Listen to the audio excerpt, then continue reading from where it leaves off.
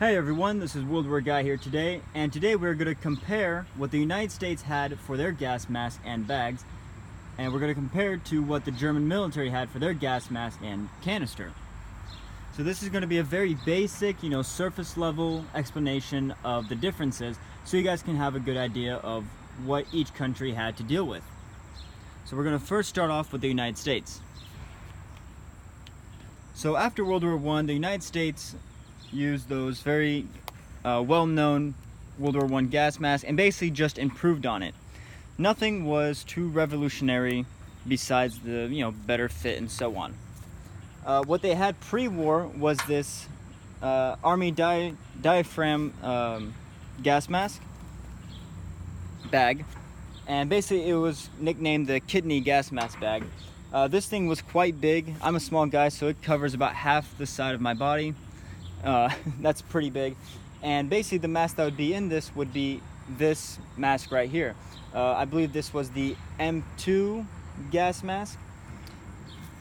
It was slightly different in look of this, but it was the exact same idea. You had the big eyepieces, it was all rubberized, and you had a big tube that would connect to a filter. I don't have the filter, but what it was just a long round canister that would attach to the other end of here. And the way you would wear this is you would have the filter in the bag, and you'd pull the gas mask out of the bag, put on your head, and that's how you go. So it was very, very similar to the World War I style, where you had your mask that had a hose all the way attached to the filter, which was inside the bag. Not very practical. Around 1942, they came out with the M4 lightweight gas mask bag, so they got rid of this one, and they came out with this, which you can see is already a smaller bag. It's easier to carry, easier to deal with, and so on. But the mask remained the same. This is the M4 one, so this is the one that would have come out around 1942. And it's still the same idea. You have your rubberized mask, hose that would attach to the filter that would later on be kept in the bag while in use. So again, it really restricts your movement, not comfortable, and just, straight up not practical. And besides a few different modifications or looks, this was the general concept of the US gas mask. Now, Germany, on the other hand, they also decided to stick very closely to their World War I style gas mask, which, as I think we can all agree, was the better version. So besides having a lot of different variants, the main ones you are going to see for the German army was the M30 gas mask and the M38. This is the M38, which was completely rubberized, as you can see there, while the M30 was a rubberized cloth or canvas. These are the ones that were popularly used. You can see it has, your very basic face shape, and then it would have the filter right at the muzzle, or the mouthpiece, if you want to call that. This was easy. No need to keep inside a bag, a canister, or anything like that. Just throw it on your head, and you have free range of motion compared to the US one. Inside, you can see you had just simple straps.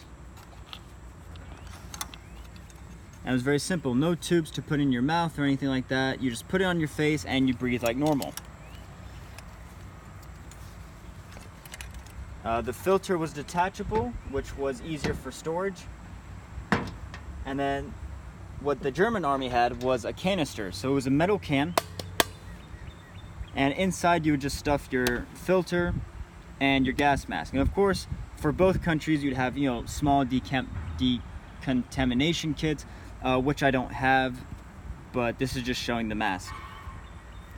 So besides different ideas, so Germany first had their World War I gas masks and canisters, which were about half the height, and then during the 1930s, they went through different changes. Some of them were different design altogether.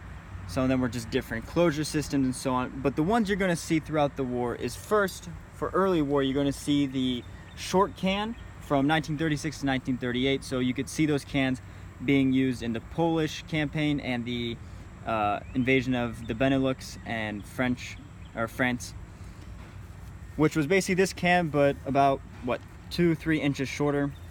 And this one, the long can, which was from 1938 to the end of the war, this was the tall can, which is the one that everyone's gonna see. Just sling it on your back, hook it onto your belt, and then with that you actually had a gas cape, which was basically a blanket that you would toss over you in case of a gas attack. So that was a very simple, surface level understanding of what both countries had to use for their gas equipment.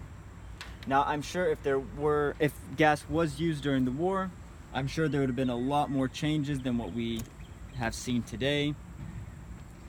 But there's that. So if you guys enjoyed the video, drop a like, write a comment if you learned anything, or if there's anything I got wrong. Share the video to help your fellow friends or reenactors, collectors, what have you. But besides that, you guys have a great day.